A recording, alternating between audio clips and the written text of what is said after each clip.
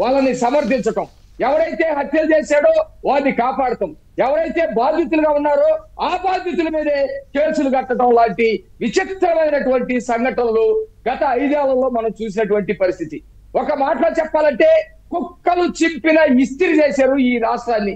అలాంటి రాష్ట్రాన్ని మళ్ళా చంద్రబాబు నాయుడు గారు వచ్చిన తర్వాత గాడిలో పెట్టాల్సినటువంటి అవసరం ఉంది. ఒక సవాలు కాదు, అనేకమైనటువంటి సవాళ్ళు ఉన్నాయి. వ్యవస్థల్ని గాడిలో పెట్టడం, అట్లాగే ఎక్కడ అవినీతి జరిగిందో తవ్వటం, మొత్తం బయట పెట్టడం, వాళ్ళ మీద చర్యలు తీసుకోవటం, పోలీసు వ్యవస్థలో కూడా మార్పులు తీసుకురావటం, ఇవన్నీ కూడా చేయాలి. చిన్న విషయం కాదు. ఒక చిన్న ఉదాహరణ చెప్తాను. పోలీసు వ్యవస్థ మొత్తం కూడా పైనుంచి కింద దాకా బాస్ గా ఉన్నటువంటి శవాంగు కానివ్వండి, లేకపోతే రెడ్డి గారు కానివ్వండి, వీళ్ళందరూ కూడా డీజీపీ స్థాయిలో ఉండి ఏంటి తప్పేంటి, దాడి చేస్తే తప్పేంటి, లేకపోతే అట్లా మాట్లాడితే దాడి చేయరా, లేకపోతే కొట్టరా, లేకపోతే వాళ్ళకి బీపీ వస్తే మీ ఆఫీసులు పగలగొట్టరా అని చెప్పేసి మాట్లాడినటువంటి బాసులు కూడా ఉన్నారు. మరి వీళ్ళందరూ కూడా తీస్తే మొన్నటి దాకా ఒక చర్చ వచ్చింది, ఈ ఐపీఎస్ ఆఫీసర్ మొత్తాన్ని తీయాలని. కానీ నిజమే, తీయాల్సిందే. కానీ కొత్త ఐపీఎస్లు కూడా తీసుకొచ్చుకోవాలి, దాని స్కేర్సిటీ ఉంటది, మరి ప్రభుత్వాన్ని నడపాలి, ఇవన్నీ కూడా ఉంటాయి. ఒకేసారి ప్రతీకారం తీర్చుకునేటువంటి ప్రభుత్వం కాదు ఇది. నేను మళ్ళా చెబుతున్నాను, మీరు వేరేలాగా అనుకుంటా సరే, నాకు అభ్యంతరం లేదు. ప్రతీకారం అంటే కేవలం జగన్మోహన్ రెడ్డి చేసినటువంటి పాలన ఎట్లా ఉంటది? ఆయన కక్ష పూర్తిగా వ్యవహరించాడు. ప్రతీకారం కూడా కాదు, కక్ష పూర్తిగా వ్యవహరించాడు.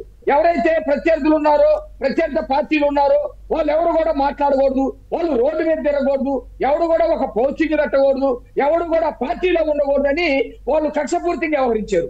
కానీ ఇప్పుడు జనమేమో చాలా మంది కోరుకుంటున్నారు, మీ తలను నరికేశారు కదా, మీ పీకలు కోసేసారు కదా, మీకు గుండులు కొట్టేశారు కదా, మీ ఆడపిల్లలను చేర్చారు కదా, మీ పార్టీకి సంబంధించినటువంటి కార్యాలయాన్ని ధ్వంసం చేశారు కదా, ఇప్పుడు ప్రతీకారం తీర్చుకోవాలని చెప్పేసి చాలా మంది అనుకుంటున్నారు. వాస్తవంగా వాళ్ళ కోణం నుంచి చూస్తే అది నిజం కూడా. కానీ అధికారంలోకి వచ్చిన తర్వాత ప్రతీకారం కాదు కావాల్సింది, చట్ట ప్రకారం నడవాలి.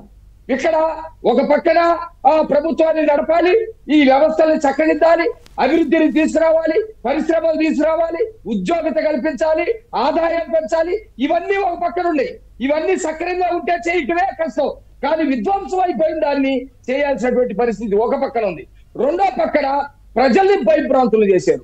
మా మీద దాడులు చేయటం, మమ్మల్ని చంపడంతో పాటు ప్రజల్లో కూడా భయభ్రాంతులు చేశారు.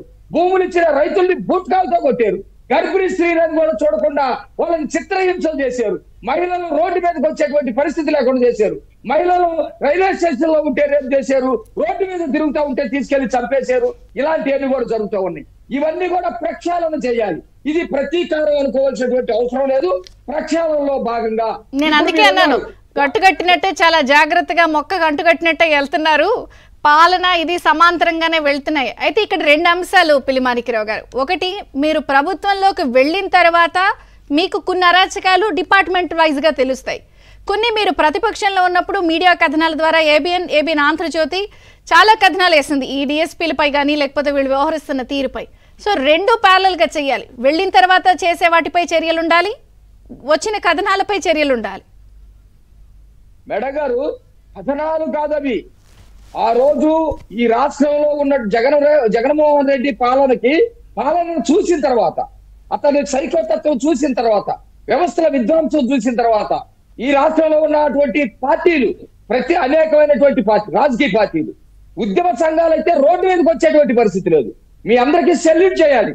ఏబిఎన్ కానివ్వండి, టీవీ5 కానివ్వండి, ఇంకా కొన్ని సంస్థలు ఏదైతే మీడియా సంస్థలు ఉన్నాయో పెద్ద ఉద్యమంలాగా చేశారు. అనేకమైనటువంటి వాస్తవాలు వెల్లడించారు. అనేకమైనటువంటి వాస్తవాలు వెల్లడించడం ద్వారా ఎవరైతే జర్నలిస్టులు ఉన్నారో జర్నలిస్టులు చంపేశారు. గోదావరి జిల్లాలో, కర్నూలు లాంటి జిల్లాల్లో కొట్టారు, వాళ్ళ కెమెరాలు లాక్కున్నారు, వాళ్ళ మీద ఉక్కుపాదాన్ని పెట్టారు. ఈ వార్త రాయకూడదు, రాస్తే ఊరుకోం. మనిషిని చంపినా, గొంతు కోసినా అది గొంతు కోయటం కాదు, సరదాగా కోసేది మేము రాస్తే, సాక్షి అనే పత్రిక రాస్తే దాన్నే ప్రజలు చదవాలి, దాన్నే నమ్మాలి అనే పద్ధతిలో కూడా చేసినటువంటి పరిస్థితులు ఉన్నాయి. మరి మీరు చూడండి, చంద్రబాబు నాయుడు గారు వచ్చిన తర్వాత అసెంబ్లీలోకి వాళ్ళకి ప్రత్యేకమైనటువంటి గ్యాలరీ పెట్టి వాళ్ళని తీసుకొచ్చేటువంటి పరిస్థితి ఉంది, మీడియా మొత్తాన్ని కూడా. అట్లాగే మా యువ నాయకుడు లోకేష్ గారు ఎక్కడ మాట్లాడినా సాక్షి రావాలని ఆహ్వానించి మీరేమైనా ప్రశ్నలు వేస్తారని చెప్పేసి అడిగినటువంటి పరిస్థితులు ఉన్నాయి. ఈ రోజు వాళ్ళ మీద పెట్టినటువంటి ఉక్కుపాదాన్ని తీర్చివేసే విధంగా చేస్తున్నటువంటి పరిస్థితులు ఉన్నాయి. ఇవన్నీ ఒక పక్కన. మీరు ఒక సమాజం అంటే ఒక ఒక రాష్ట్రం అంటే ఒక ప్రజలంటే ఒక అంశం కాదు, వాళ్ళ అనేకమైనటువంటి రంగాల సమ్మేళనం. దీంట్లో మీరు ఏ విషయం మాట్లాడినా అప్పుడు విధ్వంసం కనపడుతుంది, ఇప్పుడు సరిదిద్దత్వం కనపడుతుంది. అది మీడియానా, అది పరిపాలన, మాట్లాడదాం, శాంతి భద్రతల అనేకమైన. దానిలో భాగంగానే ప్రక్షాళన మొదలు పెట్టాం.